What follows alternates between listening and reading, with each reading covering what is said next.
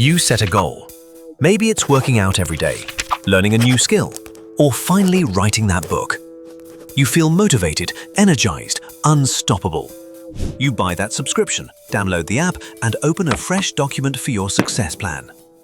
And then, days or weeks later, you've gone completely off course, wondering how you end up where you are instead. Your brain isn't broken, you're not lazy, and you don't lack willpower. Your brain is actually doing exactly what it's designed to do. The problem is, it was designed for a world that no longer exists. Let's explore why your most sophisticated organ consistently sabotages your best intentions. And more importantly, how you can work with your brain instead of against it to actually achieve what matters to you. We live in the most goal-obsessed culture in human history. We have apps to track our habits, books about atomic changes, and entire industries built around helping us achieve our dreams. Yet research shows that 92% of people fail to achieve their New Year's resolutions, and less than 20% of people who set goals actually follow through with them consistently. This creates a strange paradox. We have more tools, more knowledge, and more resources than ever before, but we're not getting better at achieving our goals. Why?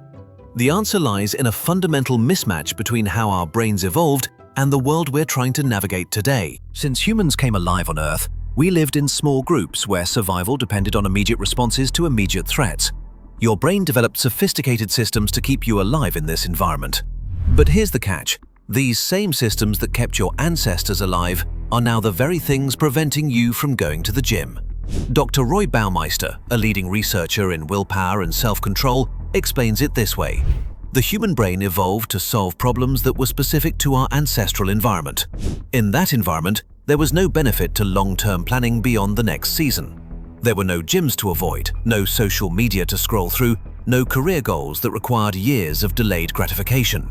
Your brain is essentially running on software that's hundreds of thousands of years old, trying to navigate challenges it was never designed to handle. Let's start with perhaps the most misunderstood aspect of goal achievement, dopamine. You've probably heard that dopamine is the reward chemical that makes you feel good when you accomplish something. This is wrong, and this misunderstanding is sabotaging your goals.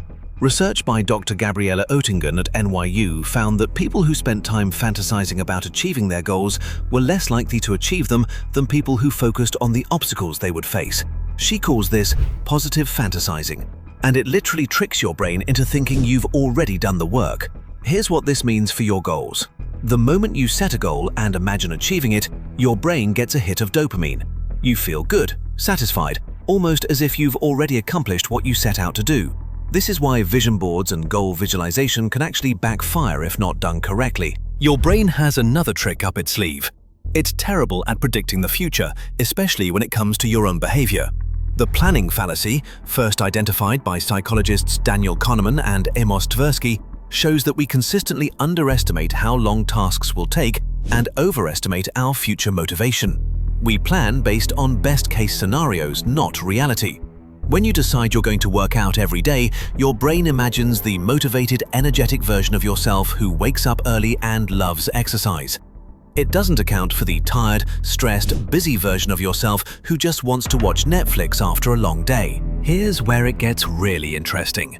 Your brain has two decision-making systems that are constantly at war with each other. The first system, what researchers call the hot system, is emotional, impulsive, and focused on immediate rewards. It's the system that says, eat the donut now or skip the workout today. The second system, the cool system, is rational, reflective, and focused on long-term benefits.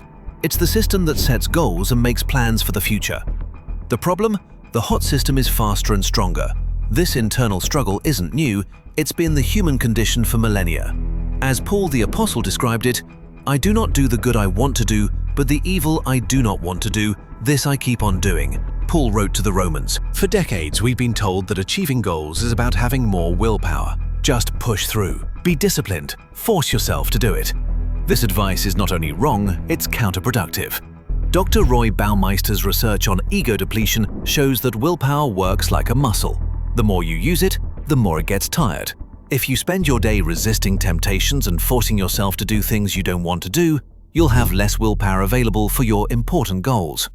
This is why motivation fails. You can't motivate yourself indefinitely. Eventually, the motivation runs out, and you're left relying on a depleted willpower muscle to carry you through. So if willpower doesn't work, what does? The answer is to design your environment and your approach to work with your brain's existing systems, not against them.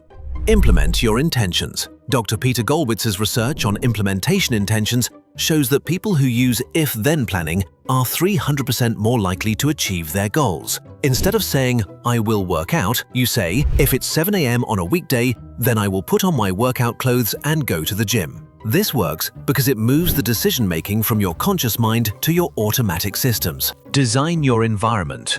Instead of relying on motivation, change your environment to make the desired behavior easier and the undesired behavior harder. Want to eat healthier? Put fruits and vegetables at eye level in your fridge and hide the junk food. Want to read more? Put books next to your bed and charge your phone in another room.